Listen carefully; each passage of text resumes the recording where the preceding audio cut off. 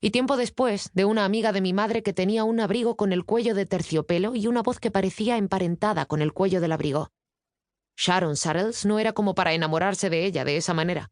No tenía la voz aterciopelada ni el menor interés de entretenerme. Era alta y muy delgada para ser la madre de alguien. Ninguna curva. Tenía el pelo del color del tofe, castaño con las puntas doradas, e incluso en la época de la Segunda Guerra Mundial seguía llevando melena. Se pintaba los labios de un rojo brillante que parecía muy espeso, como la boca de las estrellas de cine que yo había visto en los carteles, y por casa solía llevar un kimono en el que creo que había unos pájaros de color claro, cigüeñas, cuyas patas me recordaban a sus piernas. Pasaba mucho tiempo tumbada en el sofá, fumando, y a veces, para divertirnos o divertirse, levantaba aquellas piernas en el aire, una después de la otra, y lanzaba al aire una zapatilla con plumas. Cuando no estaba furiosa con nosotros, tenía una voz ronca e indignada, no antipática, pero tampoco sensata, tierna o recriminatoria, plagada de los matices y los indicios de tristeza que yo esperaba de una madre. «Niños tontos», nos llamaba. «Salid de aquí y dejadme en paz, niños tontos». Ya estaba tumbada en el sofá con un cenicero encima del estómago mientras nosotros empujábamos a toda velocidad los cochecitos de juguete de Nancy por el suelo. ¿Cuánta paz quería? Nancy y ella comían cosas raras a cualquier hora, y cuando entraba en la cocina a tomar algo, nunca volvía con cacao o galletas integrales para nosotros. Por otra parte, nunca le prohibió a Nancy comer directamente de la lata una sopa de verduras espesa como una crema o coger puñados de cereales de arroz directamente de la caja. ¿Era Sharon Saddles amante de mi padre? ¿Le había ofrecido el trabajo y la casa rosa sin pagar alquiler?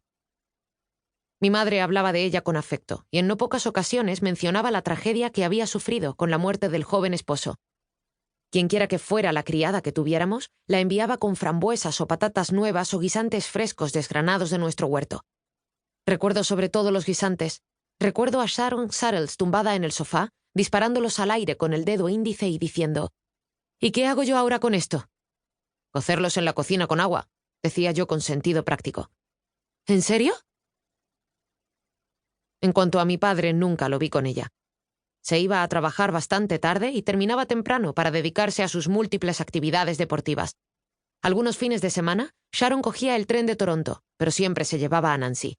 Y cuando Nancy volvía no paraba de hablar de las aventuras que había vivido y de los espectáculos que había visto, como el desfile de Papá Noel.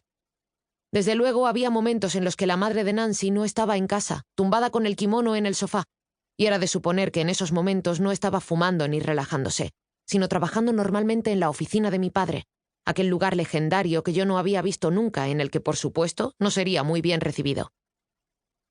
En tales ocasiones, cuando la madre de Nancy tenía que estar en el trabajo y Nancy en casa, una persona muy cascarrabias, la señora Cott, se sentaba a escuchar radionovelas, siempre dispuesta a echarnos de la cocina, donde se comía cuanto tuviera a mano.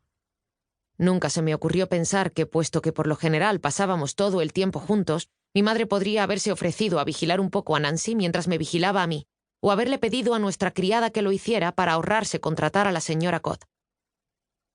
Ahora tengo la impresión de que jugábamos juntos todas las horas que pasábamos despiertos desde que yo tenía unos 5 años hasta que tuve 8 y medio. Yo tenía medio año más que Nancy. Jugábamos sobre todo fuera. Debía de ser una época lluviosa porque recuerdo que a la madre de Nancy le molestaba que estuviéramos en casa.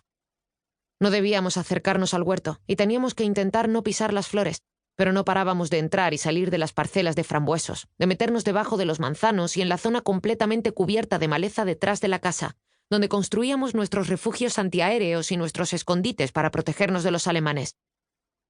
Lo cierto es que había una base de entrenamiento al norte de nuestra ciudad y que constantemente pasaban aviones de verdad por encima de nuestras cabezas. Una vez hubo un accidente, pero para nuestra decepción el avión que había perdido el control cayó al lago. Y por tanta relación con la guerra pudimos transformar a Pete no solo en un enemigo local, sino en un nazi, y a su cortacésped en un tanque. A veces le lanzábamos fruta desde el manzano silvestre que protegía nuestro campamento. En una ocasión se quejó a mi madre y nos costó una excursión a la playa.